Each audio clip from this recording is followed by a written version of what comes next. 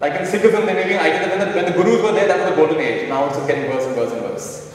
Many religions have this idea that in those days it was so wonderful, now it's not good enough. My paradigm is different. My paradigm is, let's say together, this is the most perfect time to be alive. This is the best time in my life. That's my paradigm. It's a different paradigm. I operate from a different paradigm. So in many ways, my paradigm wasn't really fitting into that paradigm. And so I honor them. I've learned a lot from you. And fantastic. And I want to now chart. I want to follow my heart. The Buddha followed his heart. He was not a Buddhist. Jesus followed his heart. He was not a Christian. Krishna followed his heart. He was not a Hindu. All these great teachers were not belonging to any one particular. They were oneness. They were one with all existence. We are the ones who make separations. So in my mind, there is no separation between monk life and non-monk life. It's a continuation of the flow of life. Yeah. Why do we only see men as monks? What about women monks? Men are handsome. There are also nuns. There are mostly nuns are in Korea and Taiwan, and there are historical reasons for that. The last nuns died in Sri Lanka about 500 years back in a drought. There's a controversy in Buddhism when nuns have died out, and how can you reordain nuns? It takes nuns to make more nuns. So you don't believe in women getting enlightened at this age? I believe in it. It's just that you asked me a question about nuns, right? I'm giving you the context. In fact, that's one of the reasons I left. Is because they have this example of a strong idea that women cannot become nuns because the last nun died 500 years ago. So the truth is, I'll be very honest, yes, Buddhism tends to be patriarchal. Men get more facilities than women do. But you know what I found? Women in that condition are better practitioners than men are. And when they come to the monastery, even though they have less facilities in some sense, they practice better. So maybe it's better. You see? So everything has a blessing. I've yet to find a single thing. How do I know this is best? Because this is the way it is. I'm a lover of reality, not a fantasy. And when I love reality, reality is beautiful. Reality is awesome. Have you ever found in your life that the thing you feared most, when it actually happened, it was a lot easier to deal with than you expected? Has that happened to some of you? You'll find that's always true. This comes from the world's experts on pain. The world's experts on pain are people who've been tortured. And they've done research on these people. They've asked them, tell us about your experience. And every single person says the same thing. The pain wasn't as bad as the thought.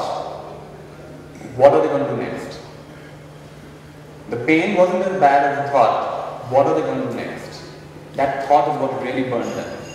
The pain comes, you shout, you scream, you do what you got to do, and you deal with it. But that thought is what was unbearable. And so same in our life. If you want to create hell for yourself, get yourself a future. If you want to live in hell, get yourself a future. If you want to be in heaven, live in the present moment. And in the present moment, you'll do everything that's right to create the best possible future. Your future is born out of this moment. If you're living half-heartedly in this moment, you will achieve the greatest things half-heartedly. And live there half-heartedly. But if you're living full-heartedly now, we can expect next moment also full-heartedly. The best times of your life were when you were most conscious. Check. Go and check. Look back in your life.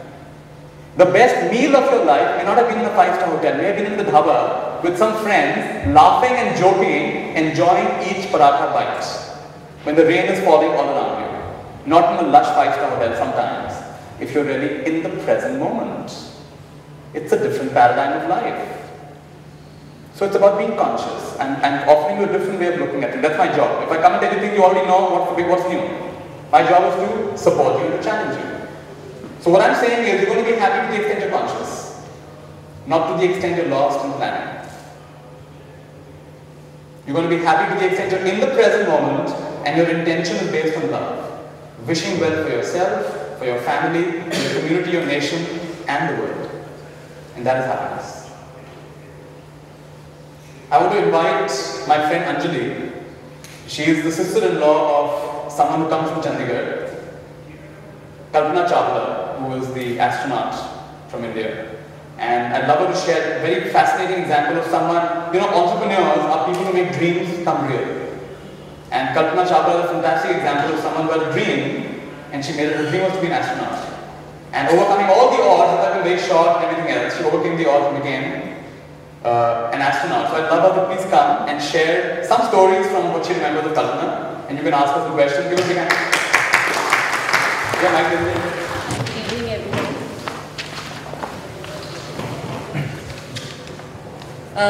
Today is indeed a very happy day of my life. I traveled with Nitya from Delhi and we shared some good quality time together. And while we were talking, like this weekend we had a retreat with him, and I was telling him like how in a group of 23 we were 20 women and just 3 men. And so he said, but honestly I really don't even come to know, and I don't even realize till you guys tell me that okay, they're just 3 men, because for me everybody is same. So that's when I told him like it was exactly what Kalpana felt when she became an astronaut, and she had questions in interviews like, how do you feel about being the first astronaut, first woman astronaut from India or from Asia? And she always felt that I never feel being a first woman or anything like that. She says, I just feel that I belong to this universe, and it's just, I belong to, like anyone could be doing that. It's just not very special something I'm doing. So that is that oneness which creates, and these are all the qualities which I mean Nitya talks about. I relate to her and I find she had so many qualities of, I think all the qualities she had. And talking about reaching the goal, yeah, that was her perseverance, where like she started her journey from Karnal, and she spent some very important time of her life in Chandigarh. Like she was here in Punjab University where she did her aeronautical engineering. And I remember, I think I saw her maybe 30 years back as a little petite girl doing her karate class here, breaking a brick, and I said, wow. So I think she started very early in life and she wanted to reach there, and she reached. And that was her dedication. And when she became an astronaut, and when we came to know that she's applied in NASA, we didn't even know. It was very late when she was about to be selected that she told us that she's done this, and you know, there may be somebody coming home and finding out about her, so we should just know that okay, this is what she's doing.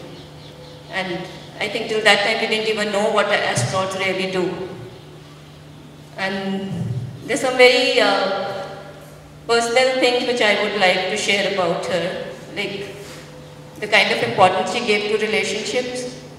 She made all of us feel very important whatever she was doing. And I always used to joke to her that, you know, because the first time when she was going to space, we used to get all these media people coming for interviews. And I won't deny it was really fun. So I used to tell her that you are doing the hard work and we are enjoying it here. And she I think loved that we were enjoying it. And the first flight when she went, it was my daughter's birthday, the second flight. And when the flight goes, the family members are sitting there, like all the astronaut family members. And I remember Neha, my daughter, she was there, and there was another astronaut who came and gave her a card from Kalpana. She was in the shuttle inside, and the card came to her, and she was so excited about it. And my father-in-law, Neha's granddad, who was sitting next to her, had forgotten in all the excitement that it was Neha's birthday. So Neha said, look at Bua, she's in the shuttle and she remembers my birthday, and you're right here and you don't remember it. So those were like very little things which kind of show what kind of person she was. And she was a very big environmentalist. She wanted to be like she was bird watching, like she used to love bird watching, go to all the forests, go for trekking. She enjoyed that.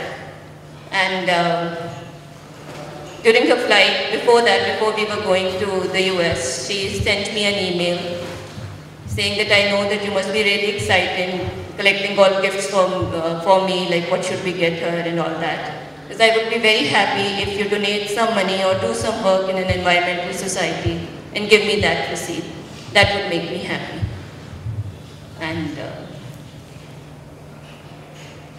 there's some other things like she never used to, she was a total vegetarian. She was a very pure vegetarian, and she stuck to that for all those years she was in the United States. Rather, when she had her medical test in NASA, the doctor asked her during her ultrasound that, are you a vegetarian? So she said yes. It's because your intestines are so clear that they show you are a vegetarian. And there's so many other things like. Any questions anybody has, you can ask.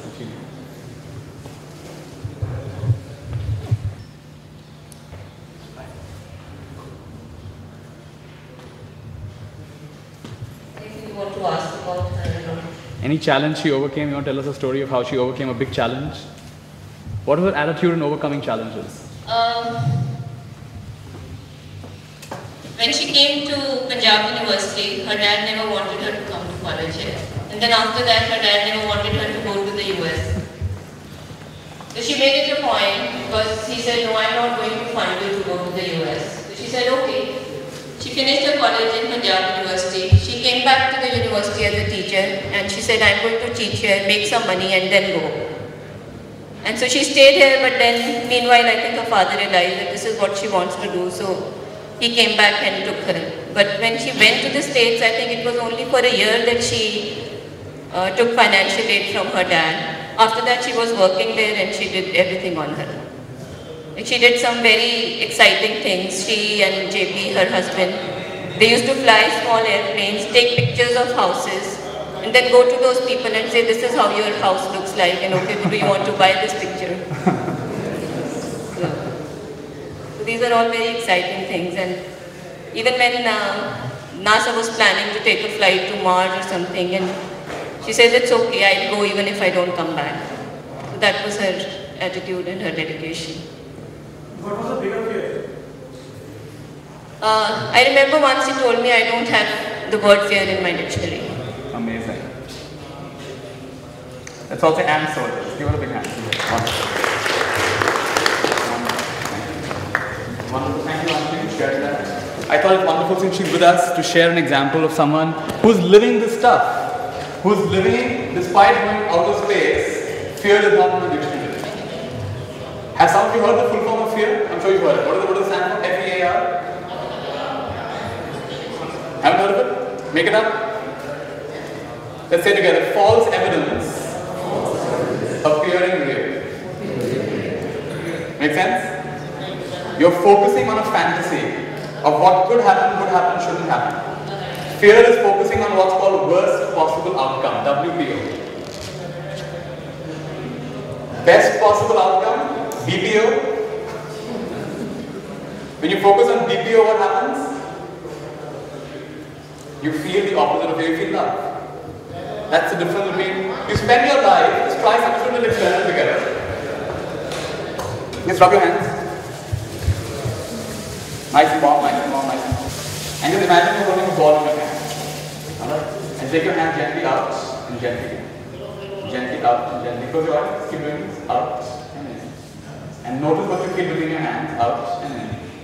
And just notice very carefully, some people will feel something between the hand, maybe like a magnetic sensation, like an elastic band sensation, like a tingling sensation.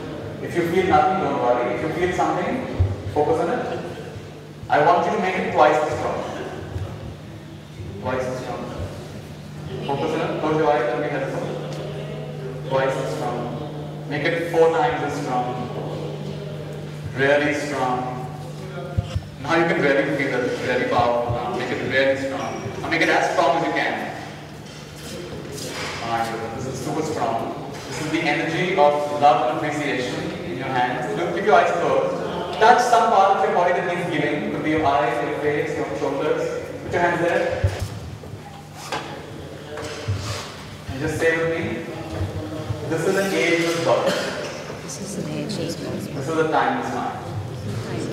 This is an ageless body. This is an ageless body. This is a timeless mind. This is a timeless body. Every day, in every way, I'm getting healthier and healthier. I'm getting stronger and stronger. I'm getting younger and younger.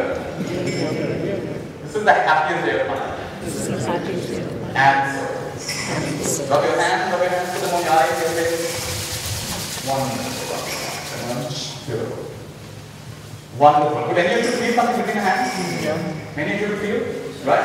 In case someone didn't feel this, try again. Anything you don't succeed at first time, try again. And when I said make energy goes, energy flows. What I focus on expands. Let's say a very powerful principle. What I focus on expands. When I focus on problems, problems expand. When I focus on possibilities, possibilities expand. Let's say it louder. When I focus on joy, joy expands.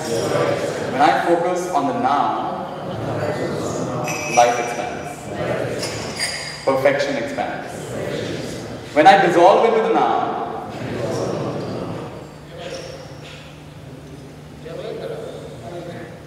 that's it. You're here.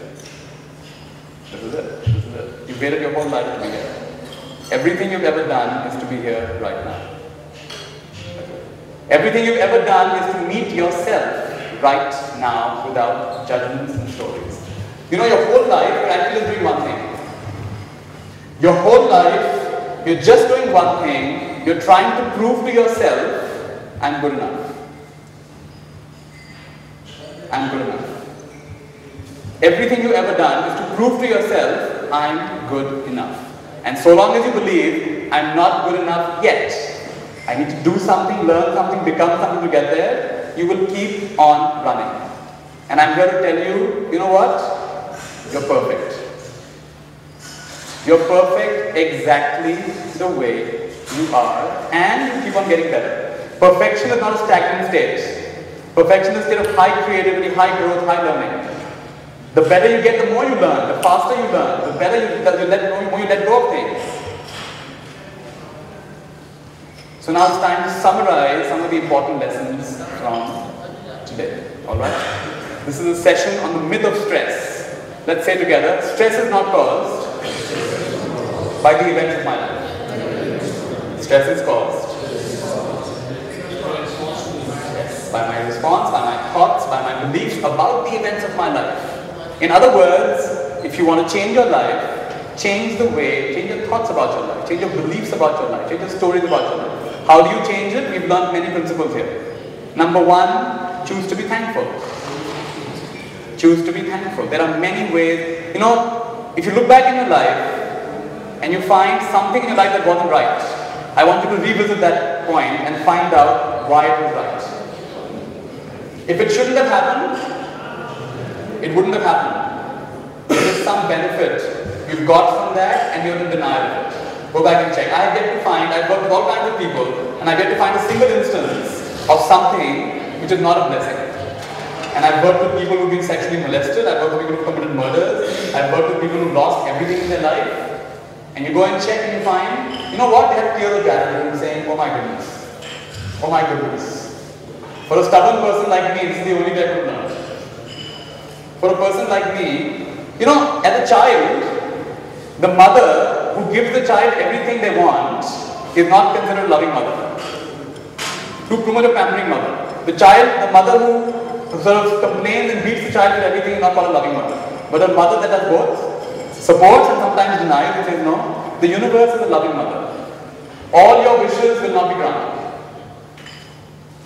Because sometimes life has a higher purpose for you.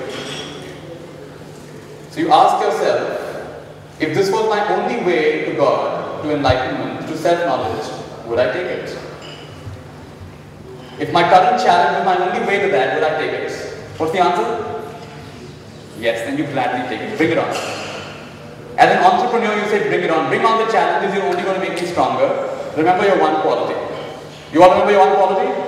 You can start your day by saying, let's say together, I am the shining sun of this quality. Filling the day with this quality. What a powerful paradigm. Suppose someone says my quality is happiness. Someone once said happiness, not to worry, to be happy. So wake up today, but you can drop the word worry. Just be happy. Wake up in the morning, I am the shining sun of happiness.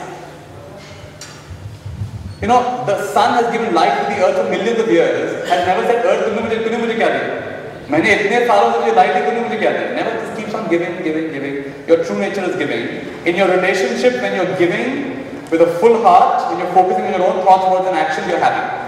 When you're judging other people for their thoughts, words and actions, you're unhappy. Because you become a beggar in that moment. Mera kya hoga? Mera kya hoga?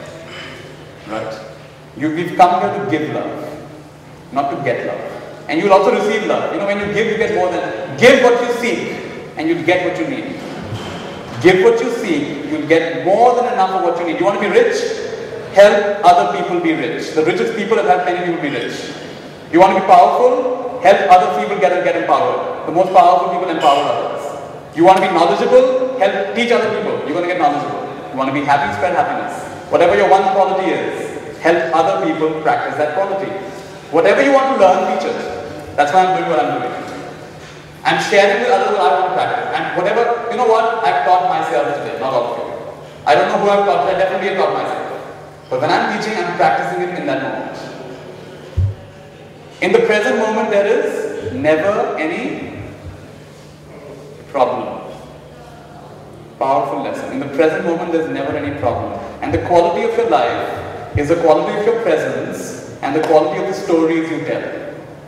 4 kinds of stories: disastrous stories, disastrous results; negative stories, positive stories, miraculous stories. Today has been full of miraculous stories. He said, all I need is within me now. This is the happiest day of my life. Right? I choose to make it a complaint-free day. I take 100% responsibility for my experience.